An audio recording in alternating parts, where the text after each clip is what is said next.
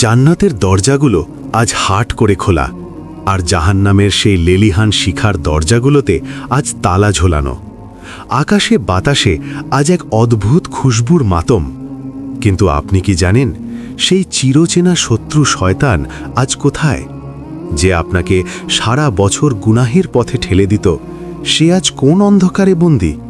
কেন আজ আপনার পাপ করতে ইচ্ছা করে না, অথচ চোখ ফেটে কান্না আসে? আসুন, আজ আপনাকে নিয়ে যাব এক মহিমান্বিত রহস্যের গভীরে। আকাশের ওই রূপালী চাঁদটা যখন বাঁকা হয়ে হেসে ওঠে, তখন সারা দুনিয়ায় এক অপার্থিব নিস্তব্ধতা নেমে আসে। মুমিন বান্দার হৃদয়ে তখন অন্য রকম এক কম্পন।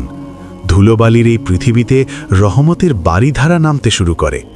আপনি কি অনুভব করতে পারছেন?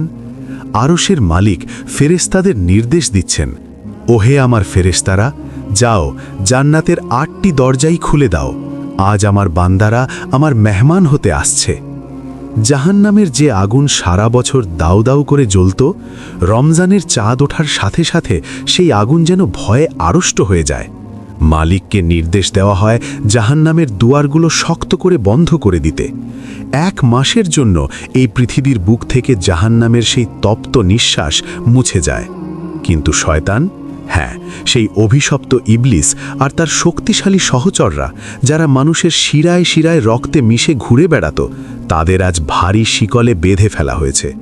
সমুদ্রের অতল গভীরে কিংবা কোনো অন্ধকার নির্জনে তাদের আজ বন্দী করে রাখা হয়েছে, যাতে তারা আপনার আর আপনার রবের প্রেমের মাঝে দেওয়াল হয়ে দাঁড়াতে না পারে।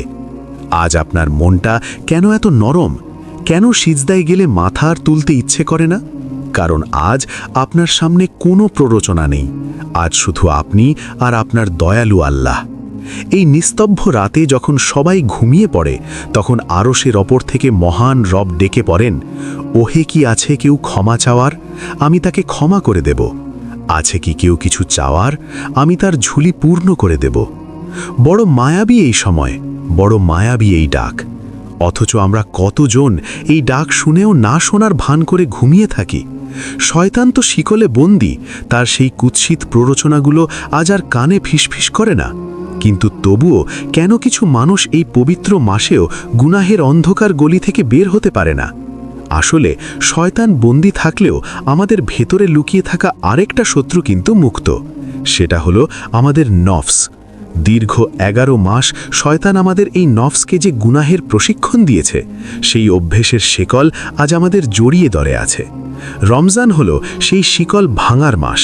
শয়তান নেই, আজ ময়দান খালি। আজ আপনার লড়াই আপনার নিজের সাথে। আজ প্রমাণ করার দিন যে আপনি আসলে কার গোলাম, নিজের ইচ্ছার নাকি আরশের মালিকের। একটু ভাবুন তো সেই জান্নাতের কথা, যার দরজাগুলো আপনার অপেক্ষায় খোলা রাখা হয়েছে।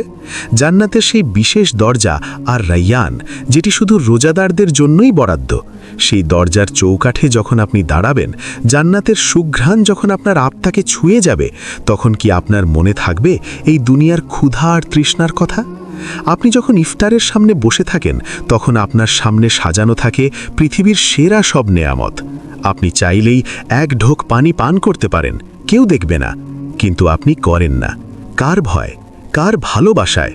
ওই যে আপনার আর আপনার রবের মাঝে একটা গোপন প্রেম তৈরি হয়েছে। এই প্রেমই আপনাকে বাঁচিয়ে রাখবে কাল কিয়ামতের কঠিন ময়দানে।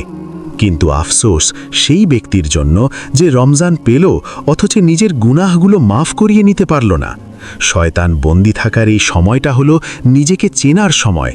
আয়নার সামনে দাঁড়িয়ে নিজেকে প্রশ্ন করুন, আমি কি শুধুই অভুক্ত থাকছি, নাকি আমার আত্মাটাও রোজা রাখছে?